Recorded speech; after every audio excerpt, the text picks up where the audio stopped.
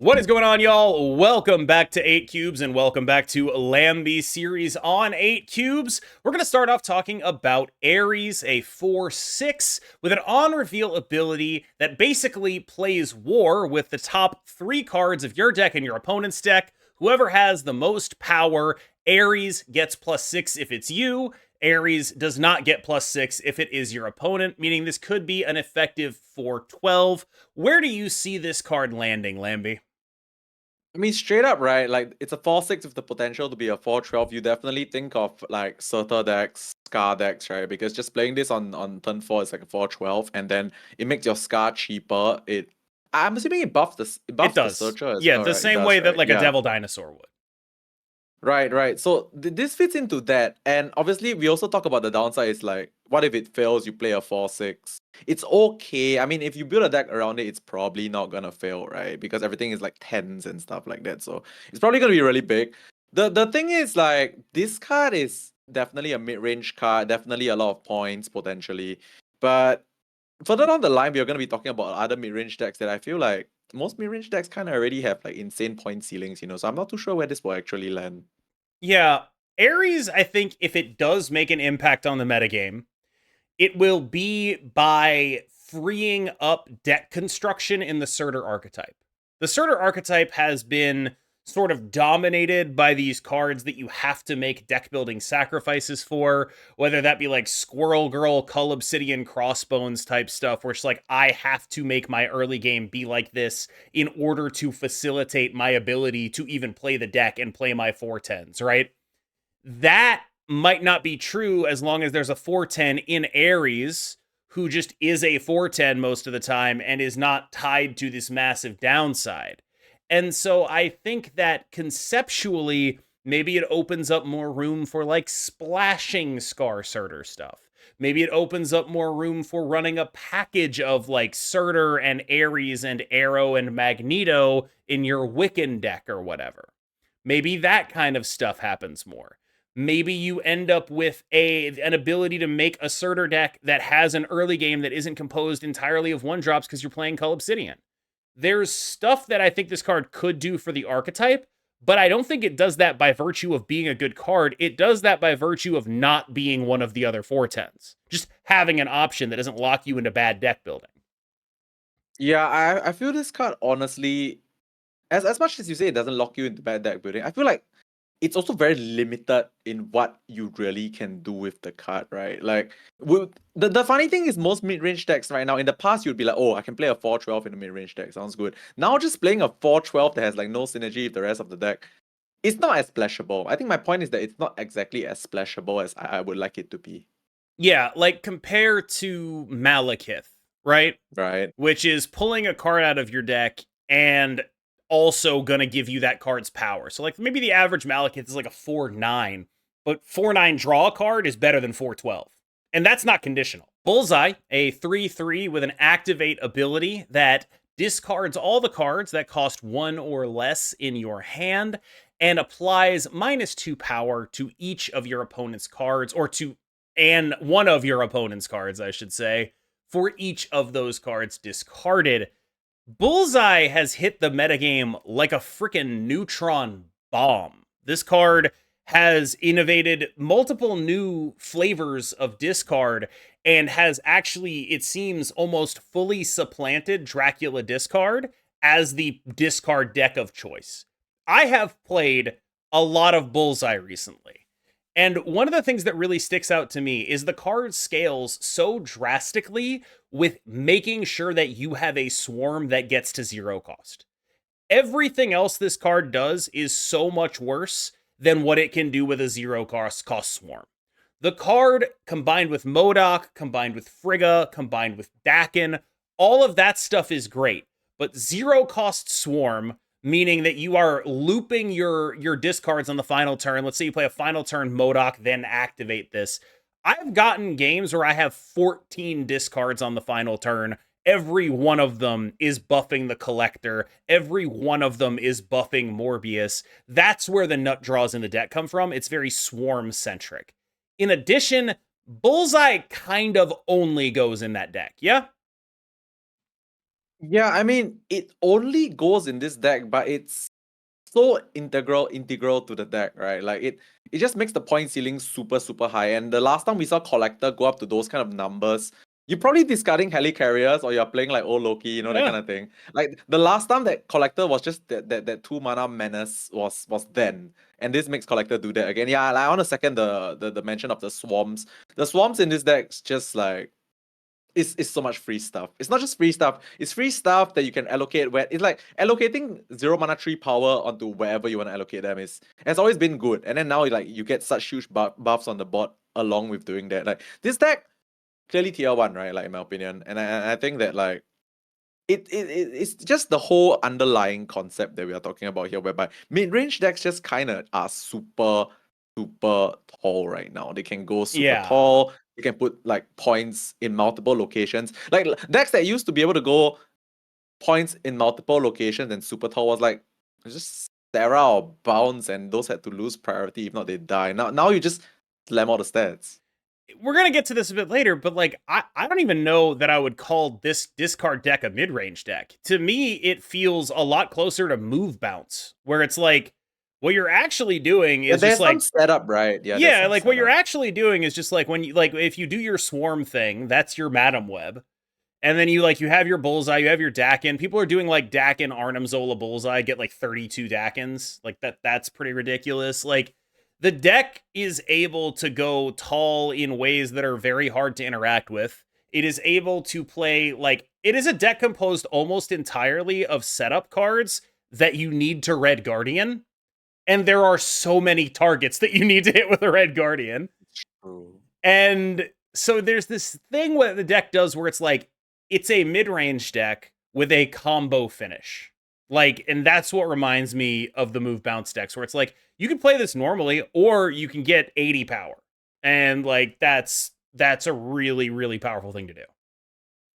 I actually think on that note, I want to mention something which is the play this deck normally usually isn't it doesn't it doesn't get there enough. Like it's not enough. You kind Yeah, of have to go for the spike, right? But I the thing agree. is, if you go for the spike is insane. It's like it's not the amount of points that a normal mid range deck can Yes. have. Your collector is like what 15? 15 is possible, by the way. More than 15 is possible. Like Oh, of course.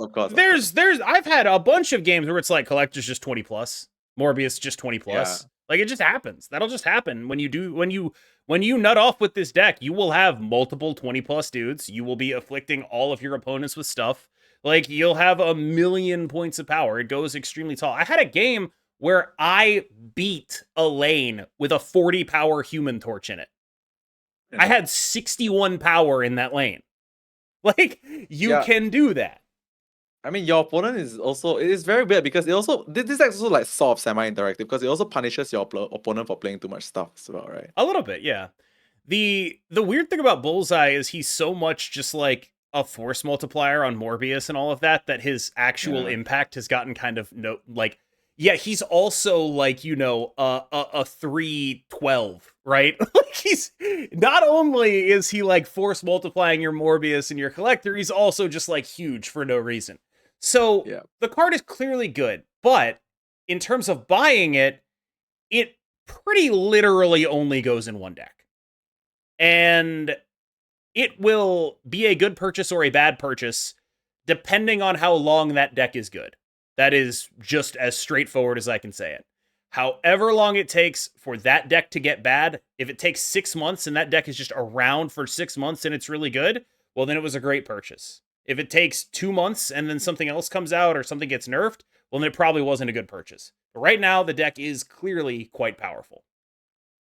Yeah, just want to add one more last thing to that, which is so based on that comment in a vacuum as to like how fast Marvel Snap buffs and nerfs Yeah. stuff, it's kind of a dangerous buy, It's a right? If you think dangerous, about and it, yeah. because it only really works in one place, and with the speed that Marvel Snap like moves their like card stats, nerfs, and buffs and all that, this guy's a dangerous buy. Honestly, I feel. I mean, it's really great right now, but I do think it's actually a dangerous buy. Well, luckily for everyone worried about how dangerous that buy might be, there is massive compensation on the way. There's literally too much stuff to name. I cannot even memorize it. I did some math. The Americans are getting about 18,000 plus gold worth of progression. and about Yo. 11,000 plus gold worth of cosmetics. The rest of the world is getting about 10,000 gold worth of progression and about 2,000 gold worth of cosmetics. The gap here is basically because compensation is compensating for a thing that actually happened. I've seen a lot of Europeans and others, I suppose, in the rest of the world saying, well, I would have taken a day downtime just to make sure that I got the extra stuff too. And it's like, yeah, that's looking at it in hindsight. That's not actually what happened. People aren't being compensated for a 2-day downtime. They're being compensated for the game being taken offline, totally out of control of the company. The fact that they are now partnered with a company where this could happen again. The fact that the only reason the game got back up is because they were trying to score political points with Donald Trump, apparently. Like, there's just a bunch of stuff that should make people feel awkward about how this happened. It is far more than a 2-day downtime. In addition, I know people who can't play the game right now because they can't download it again. Sucks. It's not even on app stores yet. So I think the idea that the compensation is unfair to the people who were not affected, I think to me misunderstands the nature of compensation. But I am, after saying all that, you were not affected.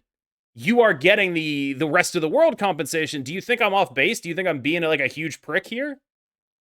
I mean, at the end of the day, we need to understand that like the whole downtime was completely unexpected, right? It was completely out of their scope of like planning. So Yeah. I do think that a sizable compensation of this scale, I wouldn't say it's like warranted or like definitely has to happen. But the fact that they did it and they even gave some bonuses to people like me who are not affected.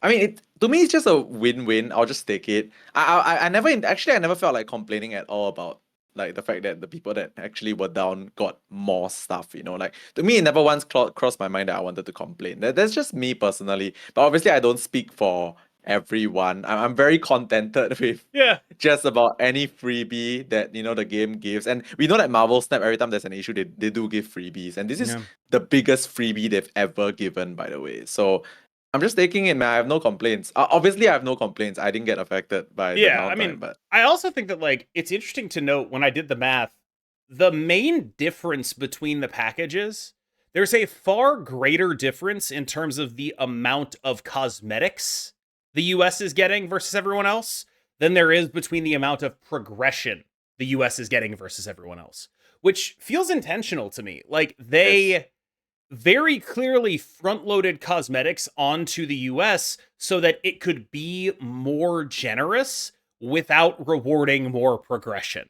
Like they very Yes. clearly have a cap on like we can't give them $400 worth of progression, but we can do like 250, 150, you know what I mean?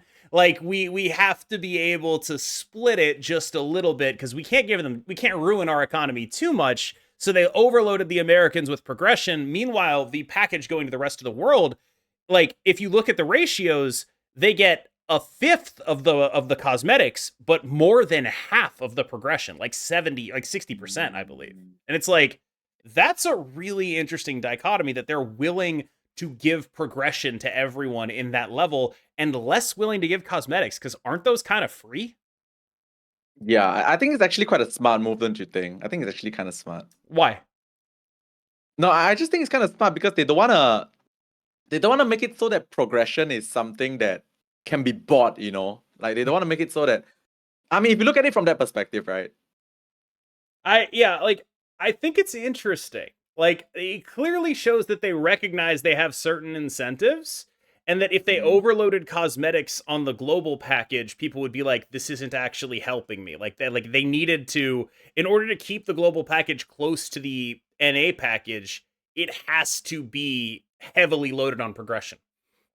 Agree. And like it's just that's just a little note that I noted where it's like it's interesting how so much of the difference is just volume of cosmetics. It's literally Yeah. just North America or the US gets like 5 extra premium mystery variants. Like and like 3 extra borders and like that's most of the difference in terms of cosmetics. Yeah, it's like more free stuff for sure because of the downtime, right? But Mhm. this free stuff doesn't actually directly impact the way you play the game, Yeah. it just makes your cards a bit shinier or whatever. Yeah, like there is a difference in terms of the impact. Like I think North America or America gets like 3,000 more tokens. stuff like that, where it's like 3,000 more tokens and about 3,000 more credits off the top of my head. Like, it's not nothing. It's like 8,000 gold worth of progression difference. But relatively speaking, the rest of the world is getting a much higher percentage of America's progression than they are of their cosmetics. I wanted to give praise to an archetype for maybe the first time ever. Mill is finally a real deck, and that is coincidentally because it is so much less of a mill deck than it ever has been before. It is now basically mill in name only. There's really only Yondu in the deck that is not just a good card already. What mill has become is the single best deck at winning and contesting Iron Patriot. You have not only Gladiator, but also Baron Zemo as amazing follow-up. You are still a deck that plays the Hood, so your Demon can follow up your Iron Patriot. You have massive amounts of ability to contest and beat Iron Patriots from your opponent. And you are a Death deck, which is where Yondu actually does help you a little bit, that allows you to go over the top of mid-range decks with a 2-12 or a 0-12. So not only are you set up as an Iron Patriot mid-range deck that is naturally good at winning the Iron Patriot battle, you are also good at having more stats for less cost than the other mid-range decks are, thanks to Death. And that means that for the first time in an extremely long time, Mill is really well positioned. It even beats stuff like Clog because it's a misery deck. And so it just ends up being a deck that is genuinely just in a great position in the metagame and has a lot of actual real upside, none of which almost is related to actually milling anything. Yeah, the thing about the mill deck here is that I think at this point, because firstly we are not really in a combo meta, right? So there's nothing specific that you really want to mill.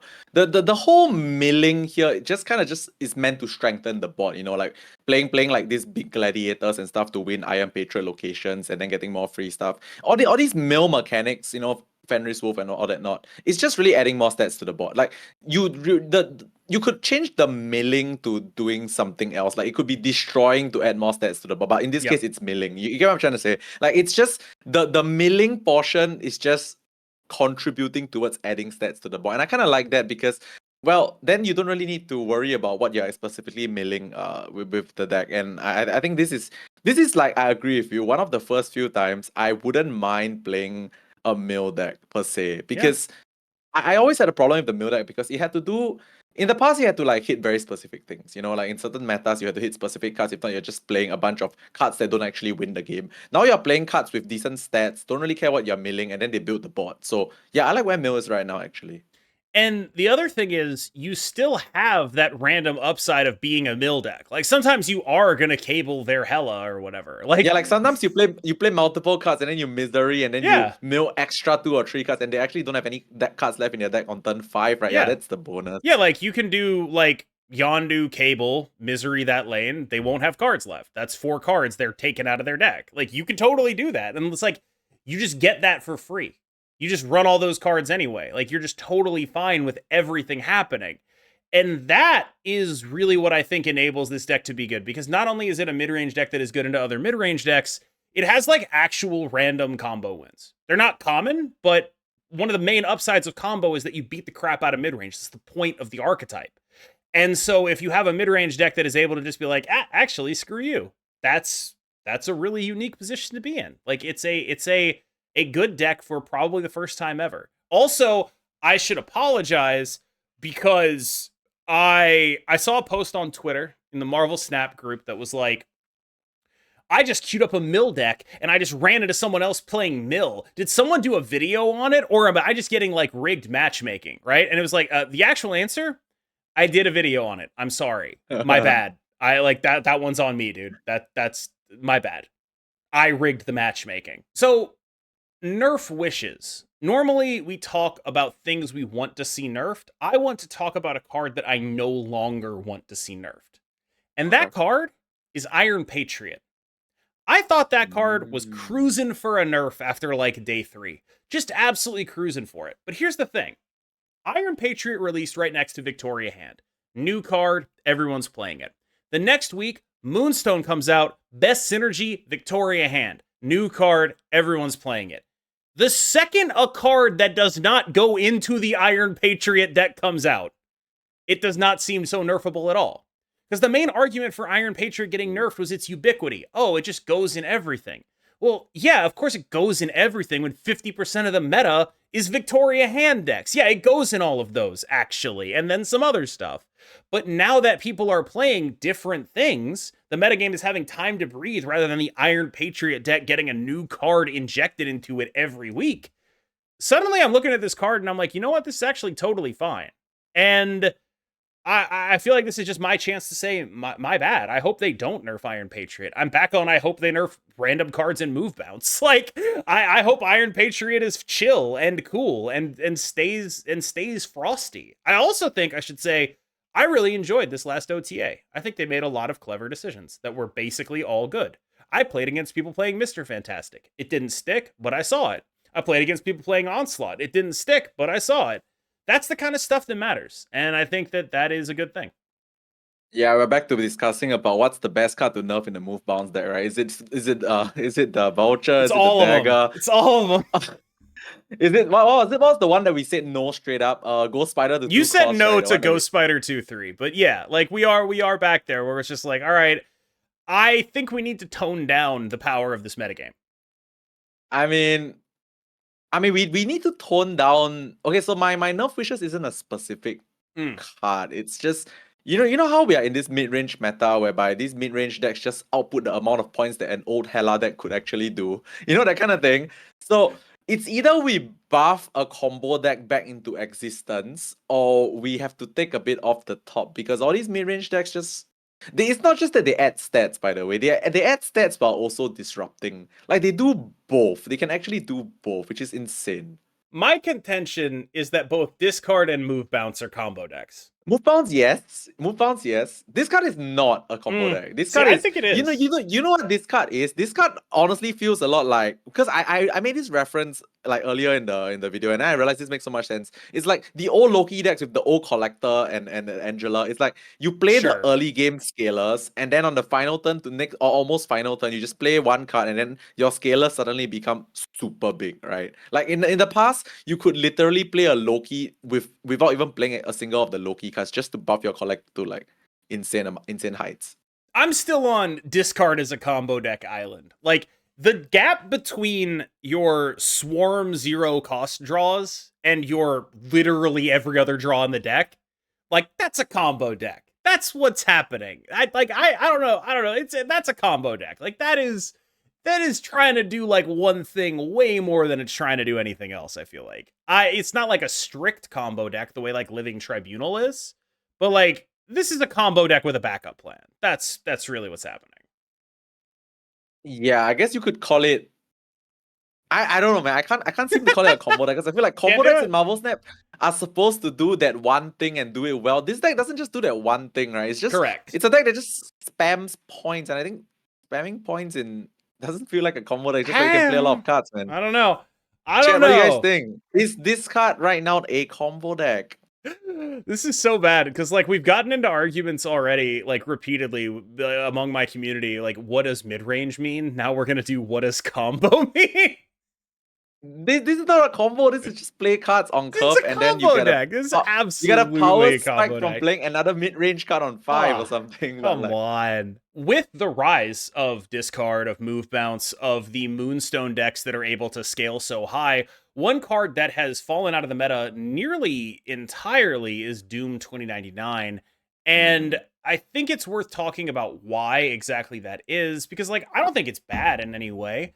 I just think that it's sort of been relegated to specifically Arishem in a way that, and to be clear, I've had a lot of success with Arishem recently. Actually, like I think the deck is still fine. It's just always going to be what it is.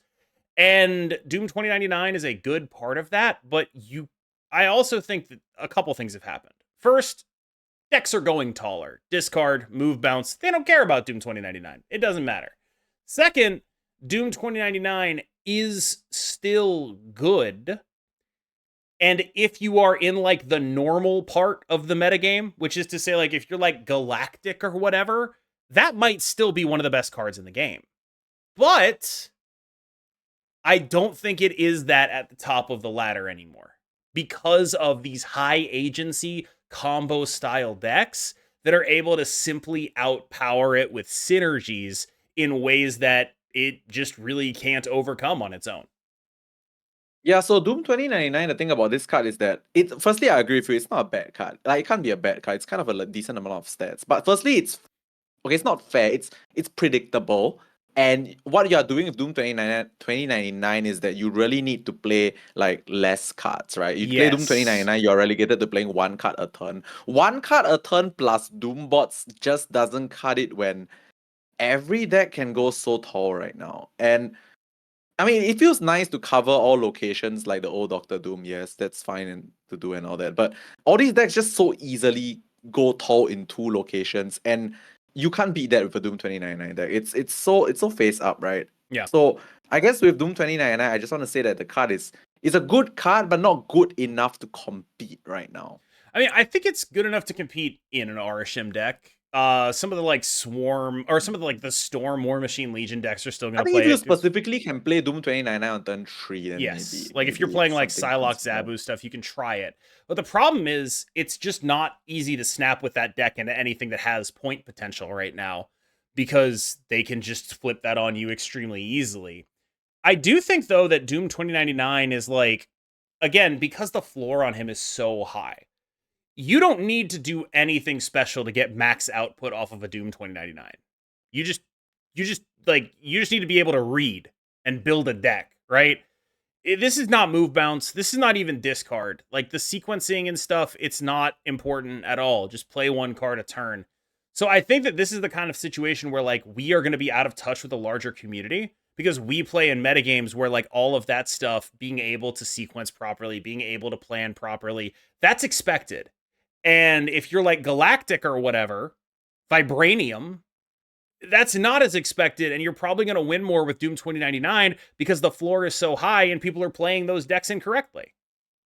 To add one more thing to that, the whole decision making and all that kind of thing, snapping as well. Doom 2099 is a deck that you cannot get cubes with. You get what I mean? Like at higher ranks, you cannot really get cubes with this deck because if they are bound to lose to it, they are gone. But maybe at the lower ranks, people are a bit more curious. People don't really know how to anticipate what comes after Doom 2099. So you get some like more cube equity at the lower ranks. But in the higher ranks, Doom 2099 is so face up, you don't really get any value out of the snaps. In a world where everyone is trying to go tall, the tallest man is the king. It's time to talk about Mr. Negative, a deck that actually gets to bully snap like 80% of the metagame. Like just actually a solid 80% of the metagame loses to you playing the card Mr. Negative on turn 4. Like just straight up. And then you play your Jane Foster and it's over. And this has not always been true. We have been in metagames where Mobius M. Mobius was an important and impactful card that people were playing. This is not one of those metagames. It's actually very hard to play that card. We have been in metagames where Mr. Negative was getting punished a lot by Eliaths and things like that. This is not one of those metagames. We have been in metagames where Magic was commonly being punished by Legion or by Snowguard. This is not one of those metagames. Everything is coming up Mr. Negative.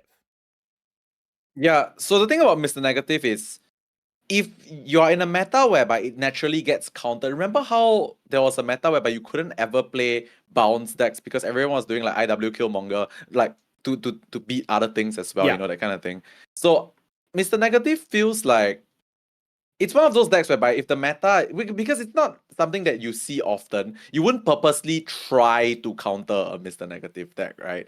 So the thing is now, the biggest counter to Mr. Negative is to me is still Mobius. But the rest of the good decks in the game kind of don't really care about Mobius to a certain extent. I guess Swarms are a thing, but then you have other stuff that grows bigger regardless of whether you get to play the Swarm or not, right? So I feel like it's very difficult to comfortably just be like, oh, let me play a 3 mana 3/3 on turn 3 or 4 and feel like I'm not losing out. So because you cannot comfortably do that, Mr. Negative can comfortably snap you on Mr. Negative because they know that you don't have the Mobius, which is Mobius is not good versus most of the meta, so that's why Mr. Negative can feel comfortable.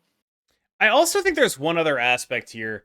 One of the things that has been sort of taken as a truism about Mr. Negative for a while is that, like, it doesn't really matter if you make their post Mr. Negative output better. Because they're already winning when they play post Mr. Negative, right? Like they already win those games. Here's the thing though, it does actually matter, and my source on this is Gore. Like, that card is actually just a real upgrade in the deck. It is a bunch of points that they did not have access to. They now basically have a second Iron Man. And it's like, that's a really big deal. Because sometimes you draw your Iron Man, you wouldn't be able to output your stuff with Mr. Negative, but now you're able to do your Gore stuff, and it's fine. And that really matters. Having another card that's as good as Iron Man to copy is incredibly important, and Gore is definitely that. And so I've been a person who said that about Mr. Negative. It's like, oh, it doesn't really matter in terms of like making the deck that much better. It doesn't really change it. I think it actually does. I think it does matter. I think it allows the deck to go taller, and I think it allows the deck to be more consistent post Mr. Negative.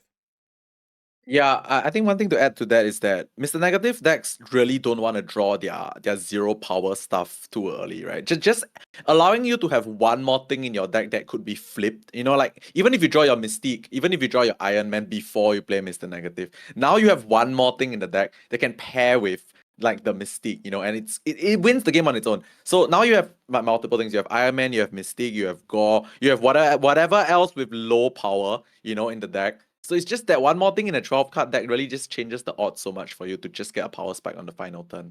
Absolutely. And, you know, if you're playing Ravonna Renslayer, you can actually just like play Gore on 5 and Mystique it. Like there's stuff you can do with this card that you could not do with any other card.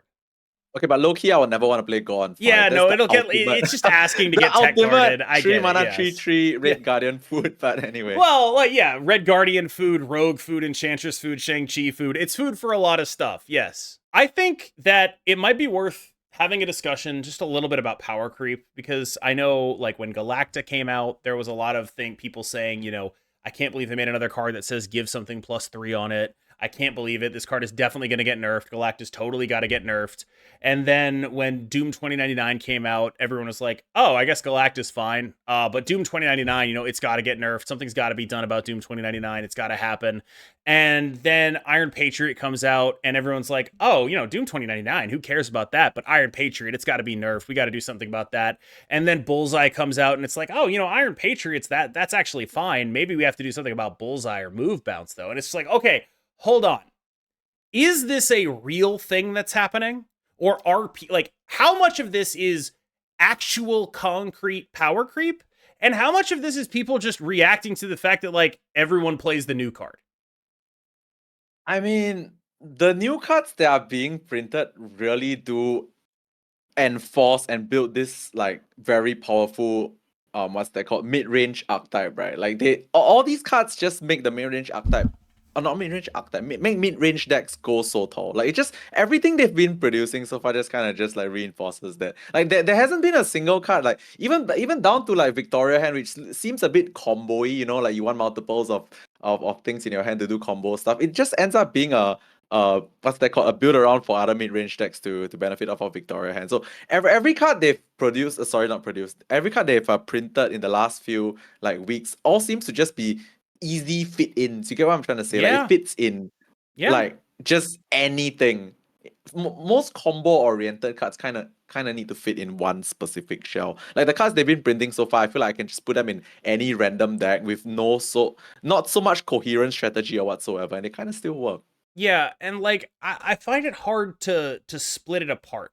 Where how much okay, of maybe it Bullseye was a bit specific, but Bullseye specific, like Doom 2099, I think you could argue is specific. Galactus generic, Iron Patriot's generic. But like these are like the thing that happens is that like a new card will come out, it'll juice a certain package of cards, and then that package of cards will get fused into a mid-range deck. And then it'll be everywhere because not only will you have the people who are dedicated to the new card, you will also have the hybrid mid-range people, which is me mostly. And then you have like that same thing happening the next week because a new card came out. And what I really want to know is like, is it real? Or are people just mad because they're losing and they happen to be losing to a new card in a mid-range shell, and so they blame the new card and not the mid-range shell?